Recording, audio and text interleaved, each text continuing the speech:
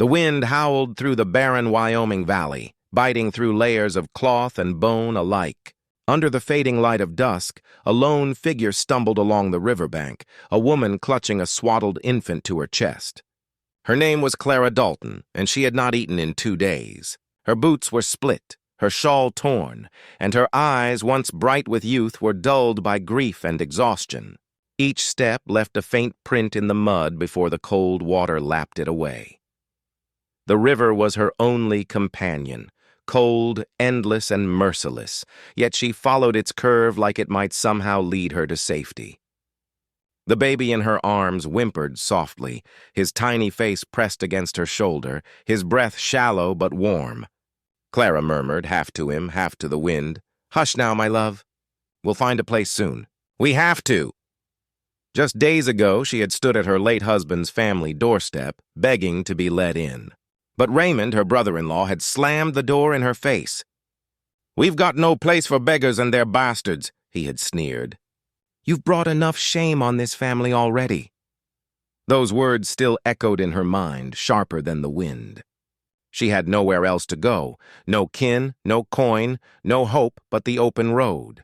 Now, as she reached the bend of the river, her legs gave out. She sank to her knees in the icy mud, clutching her child tighter to her chest. The baby whimpered again, weaker this time. Her heart seized in terror. "Please," she whispered to the night sky, "don't take him." "Take me, not him." Tears mixed with the river spray as she rocked the baby gently, humming the lullaby her mother once sang. But her voice cracked before she could finish. A faint sound broke through the wind, the distant thud of hooves. Clara froze. Her first thought was fear. Perhaps it was one of Raymond's men sent to drag her back. She crouched low, shielding her baby, her breath catching in her throat. The hoofbeats grew louder, then slowed. A horse snorted softly, and through the mist a figure appeared, a man, tall, broad-shouldered, and silent, dismounted slowly, keeping a respectful distance. His coat was dark and worn, his hat low over his eyes. The moonlight caught the faint stubble along his jaw and the deep lines carved by years of solitude. His gaze rested on Clara. A stranger broken and shivering by the water's edge, he said nothing for a long time. Then, in a voice low and steady, he asked, "Is the child hurt?" Clara's lips parted, but no sound came out. She only clutched the baby tighter. The man stepped closer, carefully removing his coat. "Take this," he said simply, holding it out. The gesture was small, yet to her it felt like a miracle. She hesitated. Every instinct told her to distrust kindness. But the cold was cruel, and her baby stirred restlessly. I can't pay you," she whispered. The man's eyes softened just slightly. "You already have," he said. Confused, she took the coat, wrapping it around her child first, then herself. Warmth seeped into her trembling fingers. For the first time in days, she exhaled without fear. The man nodded toward his horse. "There's shelter nearby," he said. "If you want it." She studied him, searching for deceit, but found only quiet strength. Slowly she rose to her feet. "Thank you," she murmured. He didn't answer, only turned toward the horizon where the faint outline of his ranch lay waiting beneath the rising stars. And as Clara followed, one step at a time, the river behind her carried away the last remnants of her old life. The night had fully settled by the time Elias Kane guided his horse and the weary woman toward his ranch. The moon hung low over the Wyoming plains, lighting the path with a ghostly glow. Clara followed silently, clutching her baby close, too cold and too wary to speak.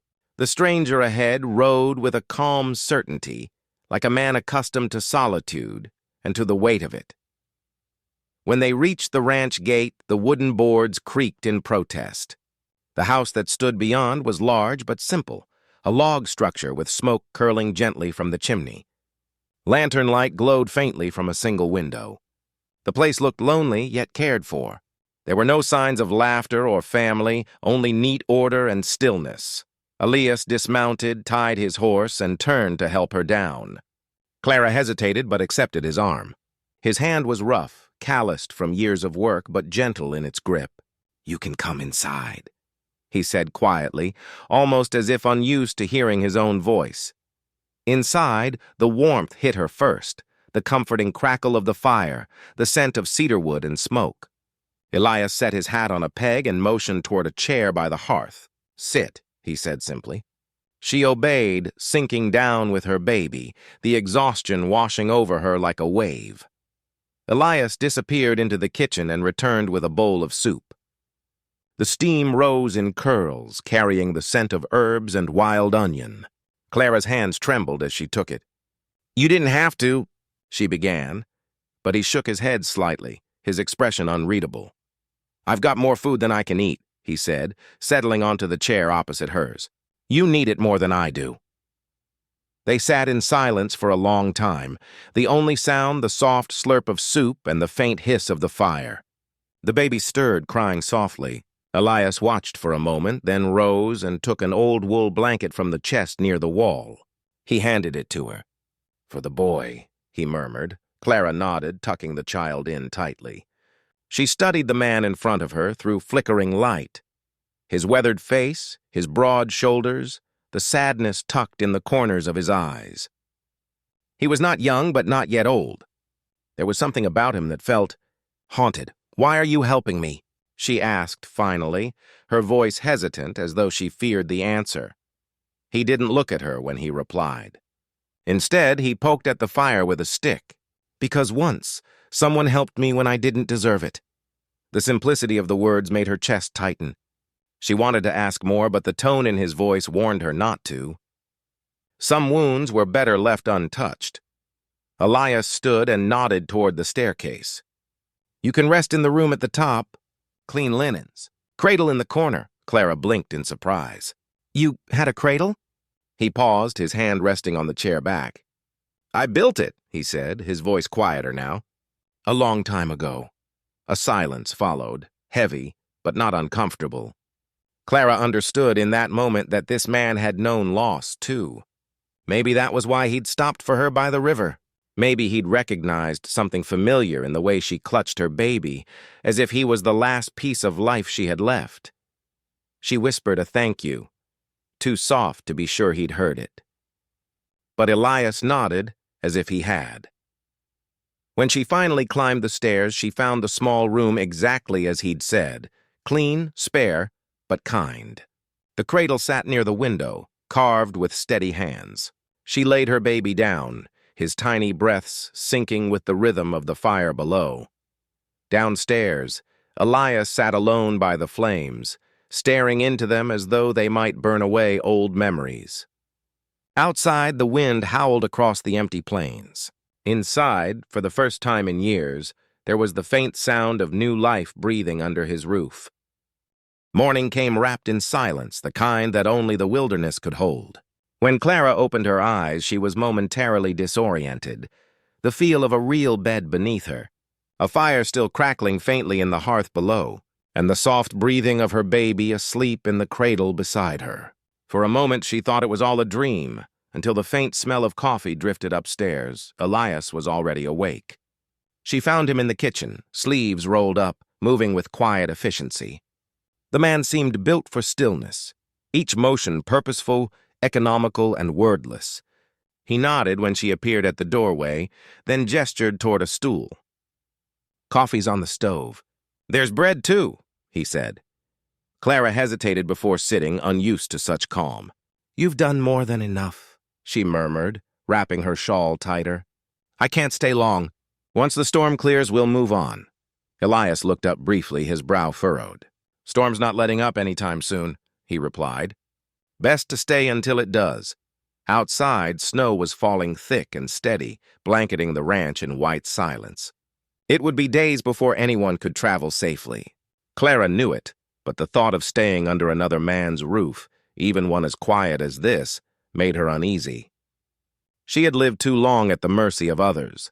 Still, her baby needed warmth and food more than her pride. So she stayed. As the hours passed, she began to notice the small things about Elias Kane, the way he always checked the barn before every meal, the soft way he handled his horse, the meticulous neatness of his tools. He never raised his voice, never pried, never questioned her story. It was as though he had learned long ago that silence could be kinder than curiosity. When the baby cried, Elias paused whatever he was doing. The first time he simply watched as Clara tried to soothe her son, rocking him gently. But when her arms trembled from exhaustion, he stepped forward. "Here," he said softly. "Let me," she froze. No man had ever offered to hold her child before, not even her husband, who had seen him as a burden more than a blessing. "It's all right," Elias assured, his tone steady. Reluctantly, Clara handed the baby over. The sight that followed stayed with her. Elias, tall, scarred, and silent, cradling the infant with a gentleness she didn't think possible. He rocked the boy slowly, humming something low and rough, a tune that sounded like memory. The baby quieted almost instantly, his small hand curling against Elias's chest. Clara stared, unable to look away. "You've done this before," she said softly. Elias's eyes flickered, the faintest shadow passing over them. "Once," he said simply. She wanted to ask about the cradle upstairs, about the look that had crossed his face, but something stopped her. Some instinct told her that whatever story lived behind his silence was not one to be taken lightly. The days blended into one another. Snow kept falling, but inside the ranch, warmth began to grow. Clara found herself helping without being asked, washing dishes, mending curtains, sweeping floors. She hummed to the baby while Elias worked outside, and sometimes she'd catch him listening quietly through the open window. In the evenings, when the fire burned low, they sat together, she with her baby, he with his pipe unlit, staring into the embers. Words were few, but comfort was found in their quiet company. One night, as she wrapped the baby in the blanket Elias had given, she whispered, "You've given us more than shelter." Elias looked up from his chair, meeting her eyes. "You needed a place," he said. "That's all." But when she smiled faintly and whispered, "Maybe," he turned back to the fire, because he knew that wasn't all. And deep inside, though he didn't yet admit it, something in him had begun to thaw. The snow did not let up for days, but inside the Kane Ranch, something gentle began to shift. What had once been a house filled with echoes slowly started to feel alive again. The air no longer carried only the creak of old wood and the sigh of wind through the windows. Now there was the soft coo of a baby, the clink of dishes being washed, and sometimes the faintest trace of humming. Clara's voice, shy at first, then steady. Elias noticed it one morning as he returned from chopping wood. He stood at the doorway, brushing snow from his shoulders, listening to her sing to the child, a simple lullaby, a song of light and safety. He didn't move, didn't want to break the spell. For the first time in years, the ranch didn't sound empty. He'd told himself he'd taken her in out of decency, nothing more. But that morning, when Clara looked up and smiled faintly, the denial in his chest weakened. There was something about the sight of her hair undone, her sleeves rolled as she worked, her face softened by the firelight. That stirred the part of him he'd long buried under grief. Clara, too, began to see Elias differently. At first he had frightened her, not for what he did, but for how silent he was. A man who spoke little, she had learned, could often hide cruelty behind that quiet. But Elias's silence wasn't hard. It was patient, thoughtful. There was kindness in it, the kind that didn't demand or expect, the kind that let her breathe. He built things, small, useful, beautiful things. One morning, she woke to find a wooden cradle, newly sanded and smooth, painted with soft curves. Another day, he'd fixed the shutter that banged in the night, and once, she caught him quietly leaving a folded blanket on the chair where she nursed the baby. He never mentioned these gestures, but she saw them all. "You don't have to keep doing this," she told him one evening as she watched him carve something at the kitchen table. He didn't look up. "Doing what?" "Fixing things for us. You already gave us enough." His knife paused for a heartbeat. Then he said quietly, "Maybe I'm not fixing for you. Maybe I just needed something worth fixing." Clara's breath caught. She didn't know how to answer that, so she said nothing. But the warmth that crept into her chest stayed long after. Days passed into weeks. The storm broke, and the valley began to thaw. Snow turned to slush, and the first signs of spring crept into the air, the faint smell of pine, the slow drip of melting ice. The land was changing, and so were they. One afternoon, Clara found Elias in the barn, hammering a new latch onto the door. The baby lay bundled in a sling against her chest. "He likes watching you work," she said softly. Elias glanced up, a small smile tugging at his lips. "Then he'll grow up knowing the sound of wood and nail." "Not the worst kind of music," she chuckled, a sound that startled even her. Elias's eyes warmed at the sound. "You should laugh more," he said. "I forgot how," she admitted quietly. He looked at her for a long moment before saying, "You'll remember." That night, when the fire burned low and the baby slept, Clara sat across from Elias, her heart strangely full. She realized that the fear that had once gripped her whenever she heard a man's footsteps was fading. This house, his house, had begun to feel safe. Not just as shelter from the storm outside, but from the storms inside her. And when she caught Elias watching the cradle, his eyes distant and full of old pain, she understood what he'd meant about fixing things. He wasn't only mending wood, he was mending pieces of himself. Pieces she, unknowingly, was helping to bring back to life. The first signs of spring had begun to show across the Wyoming plains. Thin blades of grass pushing through melting snow, the soft murmur of water returning to the streams.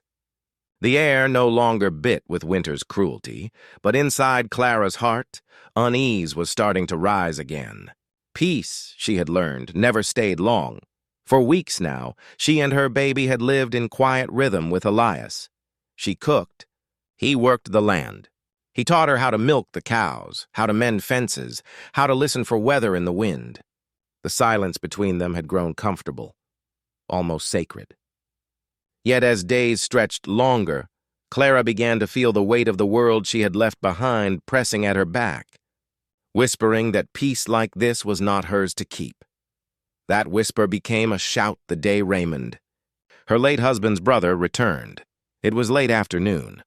The sky was pale with thin clouds when Elias, out near the paddock, heard the sound of hooves, not his own, not familiar.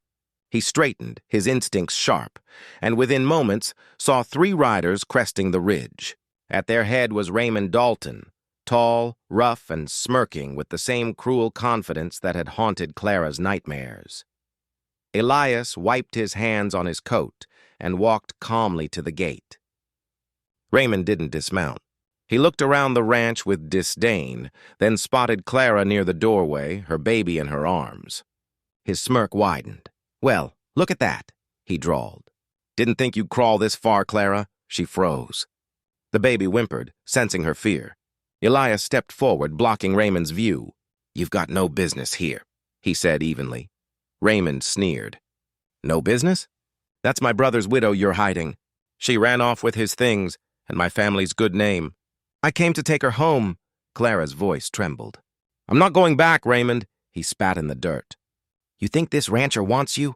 You think a man like him will keep a woman like you, used up with a brat that's not his?" His words dripped venom. "He'll toss you out soon as he's had his fill of your sob story." Elias's hand twitched near his hip, but his voice stayed calm. "That's enough. Get off my land," Raymond chuckled, nudging his horse forward. "You've got no claim over her." "I don't need one," Elias replied. "But I'll make one if I have to." Something in his tone, quiet, certain, dangerous, made Raymond hesitate. He looked between them, his smirk faltering. Finally, he spat again, turning his horse. "This ain't over," he muttered. "You can't hide from who you are, Clara." Then he rode off, his men following. When the sound of hooves faded, Clara's legs gave out. She sank to the steps, clutching her baby tight. Elias knelt beside her, his expression unreadable. "He'll come back," she whispered. "He always does," Elias shook his head. "Not if I can help it." But even his steady tone couldn't stop the flood of memories breaking through her. Raymond's voice echoed in her mind. Those words, those accusations. He had reminded her of what she had spent months trying to forget, that she was broken, tainted, unworthy of protection. That night, Clara could not sleep.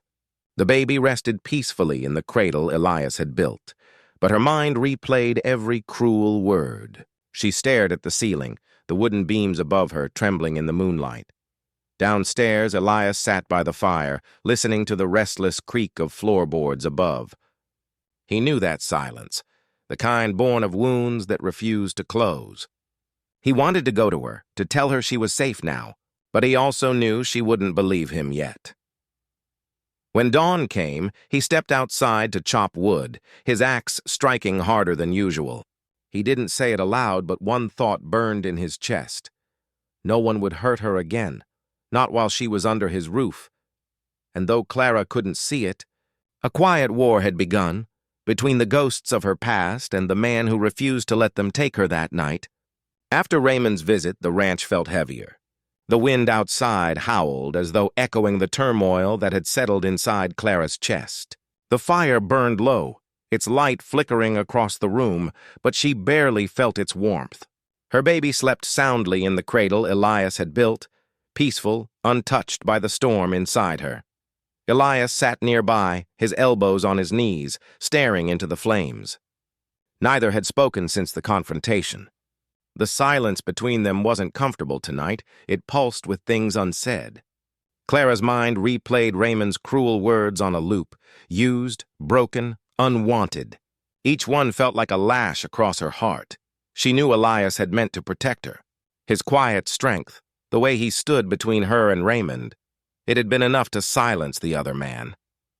But it also reminded her how fragile her peace truly was. Men like Raymond could always find her. Shame could always catch up.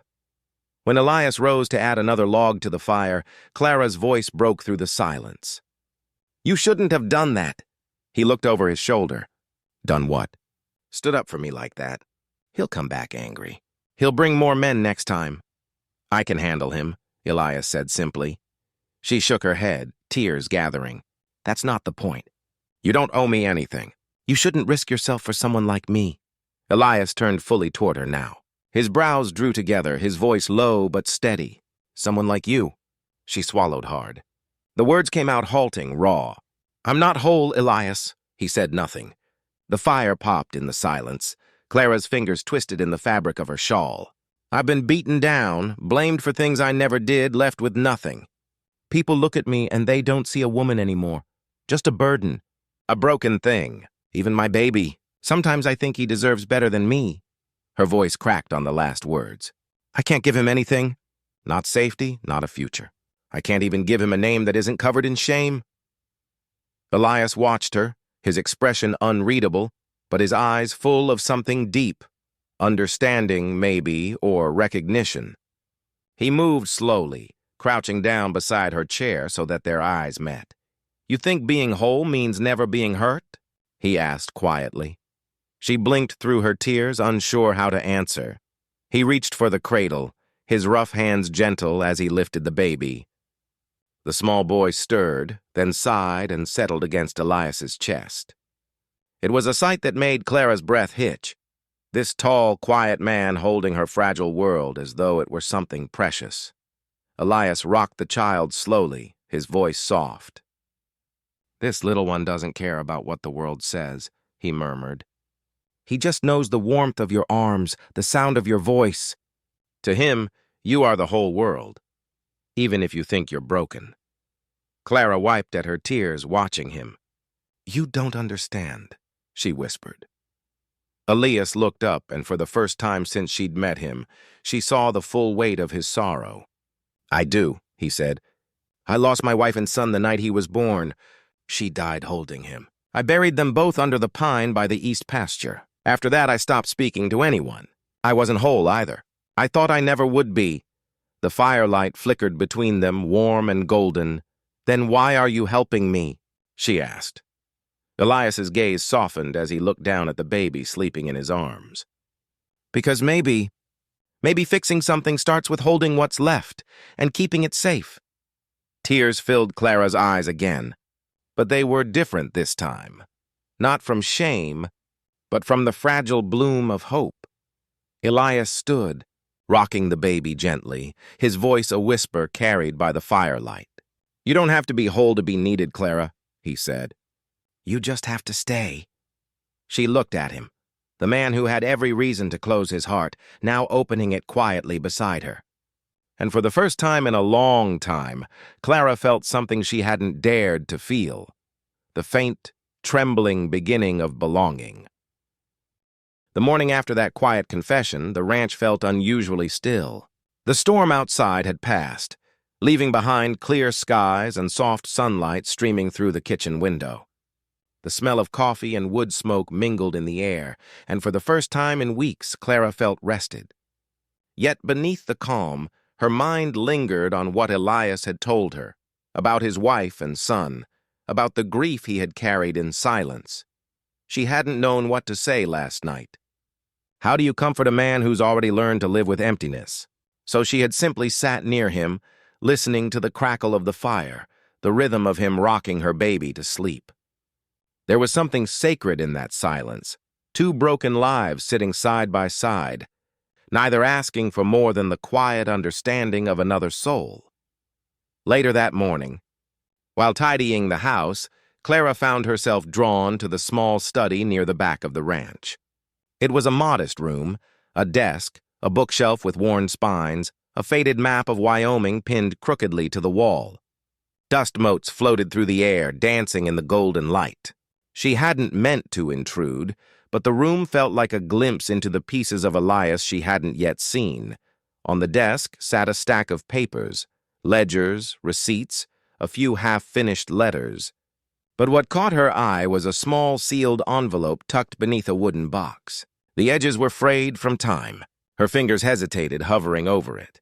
The name written in delicate handwriting read, "Mary Kane, Elias's wife." Something inside her shifted. She shouldn't. She knew she shouldn't. But her heart ached with curiosity and quiet grief. Slowly, she opened the envelope. Inside was a single sheet of paper, the ink slightly faded, but the words still clear. It wasn't long, only a few lines written in a woman's soft, looping script. "My dearest Elias, if you're reading this, it means I didn't make it through the night. Don't blame yourself. You gave me more love than I ever deserved. I only hope that in time, you'll forgive me for leaving you alone. I know how much you hate being alone. Please remember, weakness isn't what takes us away. It's what makes us human. Love made me fragile, but it also made me whole. Yours always." Mary Clara's throat tightened. The letter trembled in her hand as she read those final words again. Love made me fragile, but it also made me whole. Tears welled in her eyes. She understood now why Elias had spoken the way he had last night. His kindness wasn't born from pity. It was born from understanding, from having known what it was like to lose everything and still keep moving. She carefully folded the letter and placed it back where she'd found it. But when she turned, Elias was standing in the doorway. Her breath caught. I didn't mean to." He raised a hand, stopping her. His expression wasn't angry. It was tired. "You read it?" Clara nodded, guilt flooding her face. "I'm sorry. I shouldn't have." He stepped forward, his voice quiet. "It's all right." He looked past her toward the desk, his eyes softening. "Mary wrote that the night before our son was born. I never opened it until a year after she passed. Couldn't bring myself to." Clara swallowed, unsure what to say. "She loved you," she said softly. Elias nodded. "She did. And I loved her more than anything. But she never believed she was strong. She thought her frailty made her a burden." He gave a faint, bittersweet smile. "Funny thing is, she was the strongest person I ever knew." For a moment, silence filled the room again, the kind that didn't need breaking. Then he looked at Clara and said, "You remind me of her sometimes." Clara's eyes widened. "I'm not," he shook his head. "Not because of how you look. Because you keep standing, even when you think you can't." Something inside her cracked open at those words. Not in pain this time, but in healing. She realized that both of them had been living in the shadow of loss, learning, slowly, to step back into the light. And when she left the study, she carried Mary's words with her like a quiet blessing. Love made me fragile, but it also made me whole. For days after discovering Mary's letter, something gentle began to shift in the air of the ranch. The silence between Clara and Elias no longer felt heavy. It felt like a resting place, a quiet, shared understanding that didn't need to be explained. The mornings were crisp, the fields dusted with frost. Clara had begun helping Elias with the simpler chores, feeding the hens, mending the fence rails, sweeping the barn aisle. Her hands, once trembling with fear and uncertainty, now moved with quiet purpose. Elias rarely spoke while they worked, but every now and then she'd catch him glancing her way, not with pity, but with an almost unspoken gratitude. Her baby, whom Elias had taken to calling Little Ben, had grown stronger too. His cheeks were fuller, his cries louder, and when the sun came through the window, his tiny fingers would stretch toward the light. Clara would smile then, a small, real smile that didn't feel forced anymore. One morning, as they worked near the corral, the unexpected happened. Clara was trying to help Elias fix the latch on the old barn door when the stubborn hinge refused to catch. She tugged and grunted, muttering under her breath, "You old mule of a door." Elias, watching from behind her, couldn't help the corner of his mouth twitching. She gave the door one last fierce yank, and the latch gave way suddenly. Clara stumbled backward right into Elias's chest. The sound of wood creaking, a small yelp from her, and then a laugh. It wasn't planned. It burst out of her, bright and genuine, like sunlight spilling through clouds after a long storm. Elias froze for a moment, startled by it, by how beautiful it sounded. Clara clapped a hand over her mouth, blushing, but she couldn't stop the giggles that escaped between her fingers. Elias chuckled then too, a low, rough sound that seemed strange coming from him, as though even he had forgotten what laughter felt like. "Guess that's one way to fix it," he said. Clara turned, her eyes still wet from laughter. "You should have warned me." "I was going to," he said dryly, "but you seemed determined to win that fight."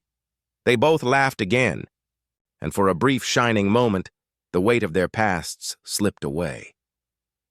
Later, when they carried the tools back to the shed, Elias caught her humming, a soft, broken tune, half forgotten from her childhood. He didn't say anything, but he listened, quietly memorizing the sound. That night after supper, he brought in a small wooden box from the barn. Inside were a few old trinkets, a music box missing a key, a worn deck of cards, and a small carved horse. "I thought the little one might like this someday," he said, handing her the horse. "Made it years ago for my boy. He never got to play with it." Clara held it carefully, tracing the smooth edges with her fingertips. "It's beautiful," she whispered. "You should keep it." Elias shook his head. It was meant for small hands. Her heart ached, but she smiled. "Then it's home again." As the fire crackled that evening, she rocked her baby and told him stories, not about pain or loss, but about kindness and the sound of laughter on a cold morning. Elias sat across from her, whittling quietly, though his eyes kept drifting toward her and the baby, and for the first time in years, perhaps for both of them, the house was filled not with silence, but with life. When she laid the baby down, she turned to Elias and said softly, "I'd forgotten what it felt like to laugh." He met her eyes. "So had I." The fire popped between them. A smile passed, small, fragile, but real. That night, Clara realized something she hadn't dared to hope. Healing didn't come with thunder or tears. Sometimes it came softly, in the sound of laughter breaking the quiet. Winter deepened on the Wyoming plains, turning the hills white and the nights sharp with cold. The ranch seemed smaller under the snow, its fences half buried, the barn roof glittering with frost.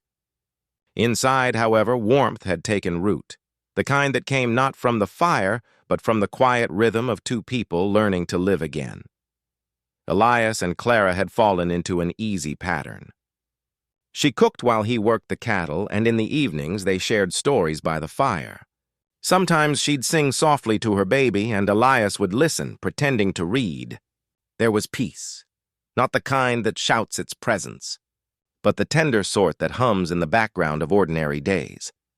but peace, as Clara knew too well, never lasted long. It happened on a gray morning, when the snow was still falling and the air felt heavy with something unseen. Elias had gone to check the lower pasture, leaving Clara by the fire with little Ben.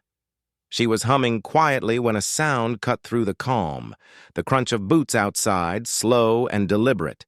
Her body went rigid. Before she could rise, the door swung open.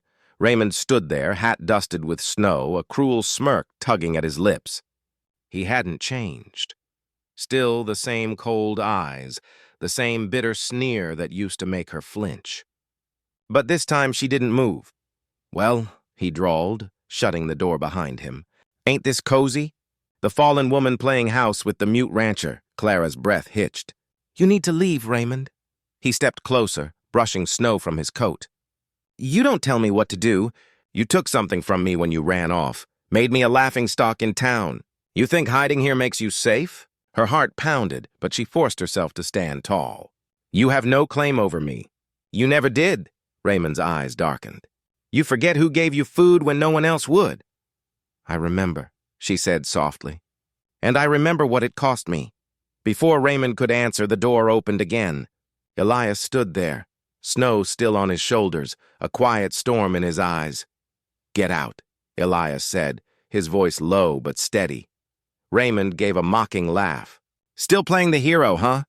You think you can just keep what's mine?" Elias took a step forward. "She's not yours." "Never was." The two men stood facing each other, the air thick with tension. Raymond's hand twitched toward his coat, a motion that made Clara's breath stop. But Elias was faster. He stepped between Raymond and Clara, his voice calm but firm. "You'll walk away now," Elias said. "And you won't come back," Raymond sneered. "Or what?" Elias didn't answer. He just stared, steady, unflinching, the kind of look that makes a man think twice before doing something stupid. Something in that silence broke Raymond's arrogance. He spat on the floor, muttered a curse, and turned to leave. But before stepping out, he looked back at Clara. "This ain't over," he said darkly. "You'll regret crossing me." The door slammed behind him, the sound echoing through the cabin. For a long moment, neither spoke. The only sound was the crackle of the fire and the soft whimper of the baby, startled by the shouting. Clara sank into a chair, trembling, her eyes wet. Elias knelt beside her, one hand resting gently on her shoulder. "He won't hurt you," he said quietly. "Not while I'm here."